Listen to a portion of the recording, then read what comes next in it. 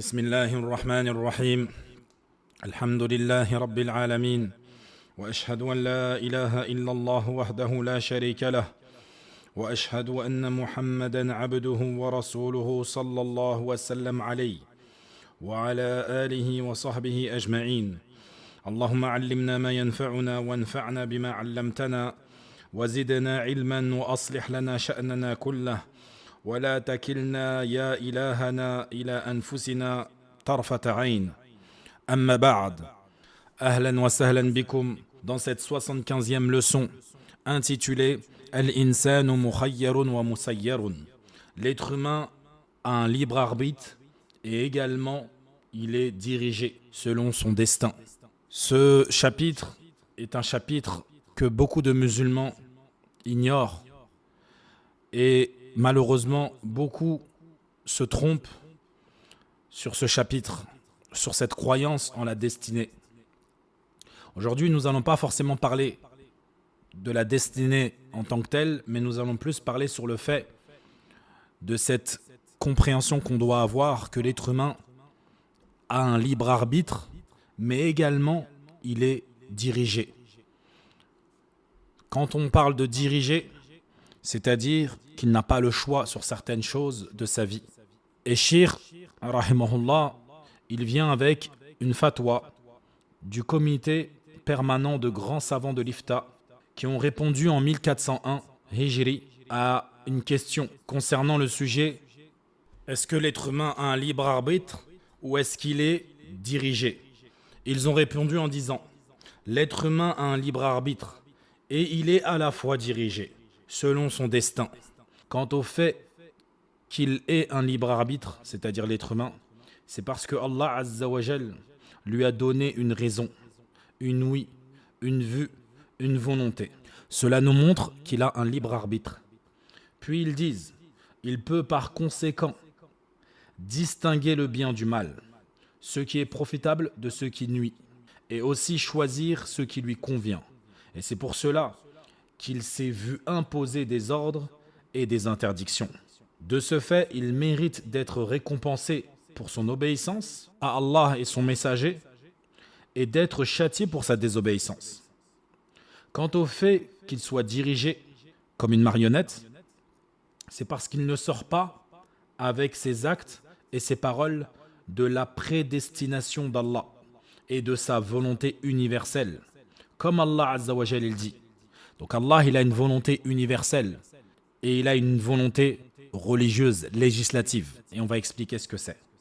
Quant à la preuve que l'être humain est dirigé, mais également est libre, Allah Azza wa Jal il dit: Ma asaba min musibatin fil ardi wala fi anfusikum illa fi kitab min qabli an nabra'aha inna dhalika ala Allah yasir.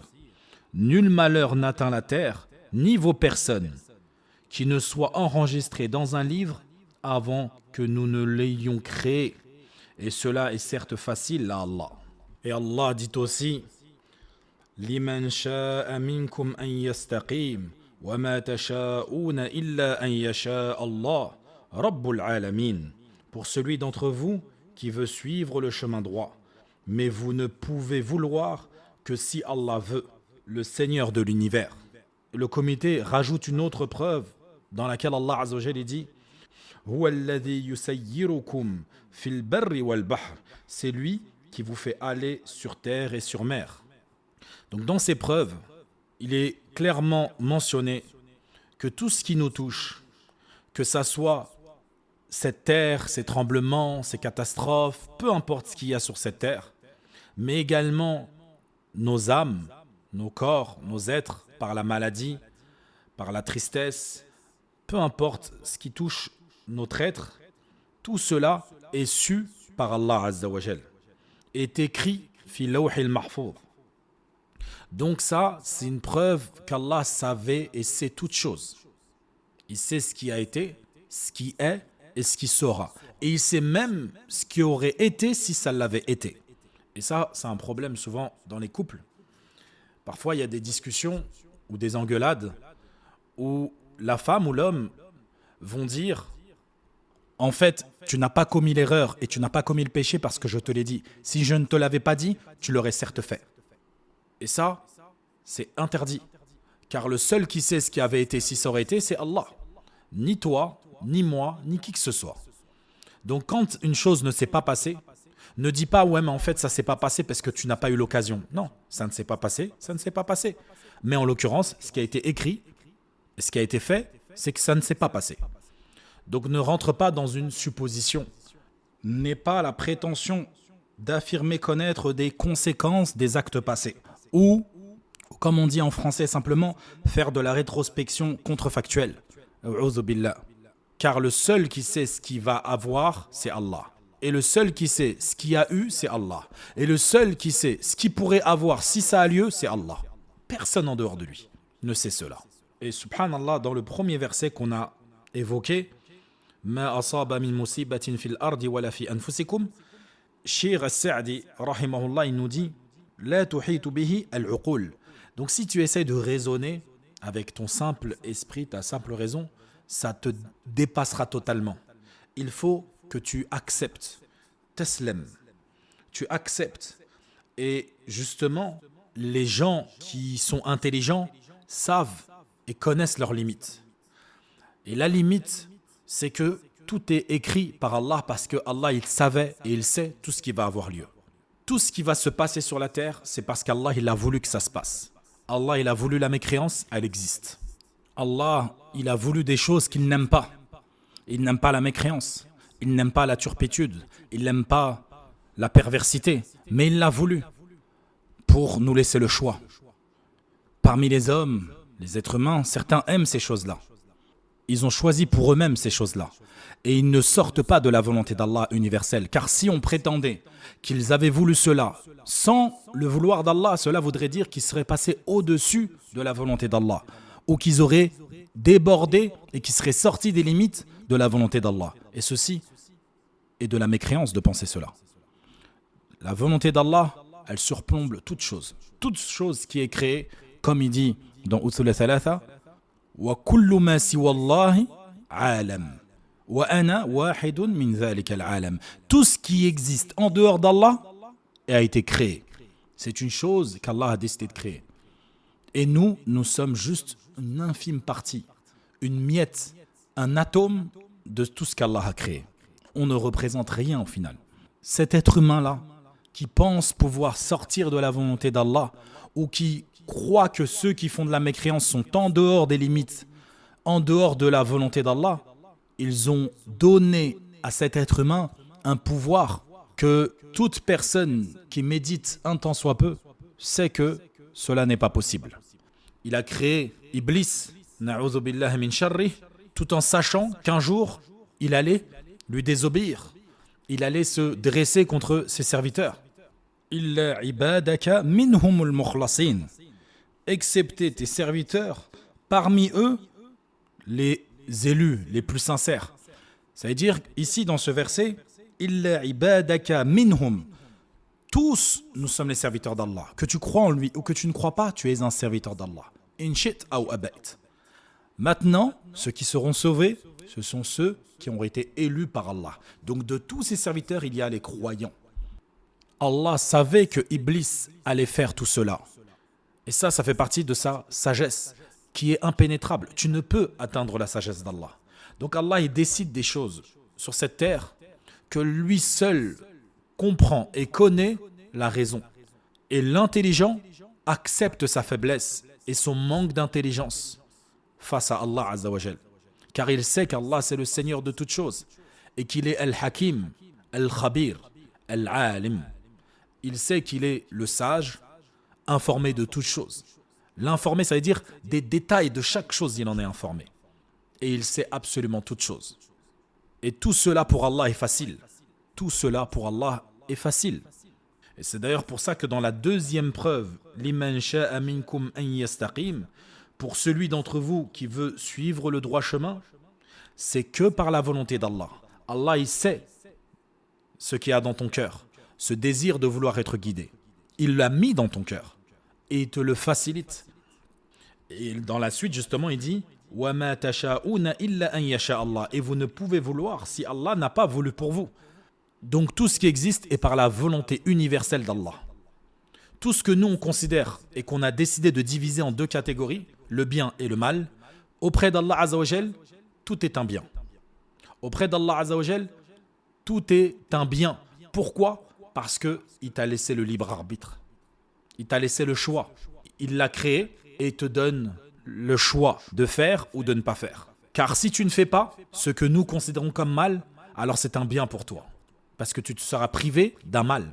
Et si tu tombes dedans, alors auprès d'Allah Azza wa Jal, il t'aura exposé la preuve de ton ignorance, de ton incompétence, de ta mécréance. Car il t'a laissé le choix. Et c'est toi qui as choisi de pratiquer de la mécréance, de pratiquer de la perversité, de mentir, de voler. C'est toi qui as choisi cela. Alors que si on n'avait pas le choix, il n'a pas droit de nous châtier. Ça serait de l'injustice de sa part, de ne pas nous laisser le choix. Mais vu qu'Allah il est juste, il t'a exposé وَهَدَيْنَاهُ النَّجْدَيْنِ et nous l'avons guidé vers les deux voies, le bien et le mal. À toi de choisir. On t'a ordonné de prier, de jeûner, de faire des aumônes, de faire la zakat el-mal, d'être bon envers tes parents. À toi de choisir. Ça c'est l'ordre d'Allah, sa volonté législative, qui n'impose à personne. فَمَنْ شَاءَ فَلْيُؤْمِنْ وَمَنْ شَاءَ فَلْيَكْفُرْ. Quiconque parmi vous veut croire alors qu'il croit. Quiconque parmi vous veut mécroire alors qu'il mécroit. Donc sa volonté législative, il ne te l'impose pas. Bien au contraire, il te laisse le choix. Et c'est pour cela que tu es pleinement méritant si Allah Azza wa Jal il t'accorde son paradis. Et malgré que tu sois guidé et que tu fasses les choses bien, c'est par la volonté et la grâce d'Allah Azza wa Jal.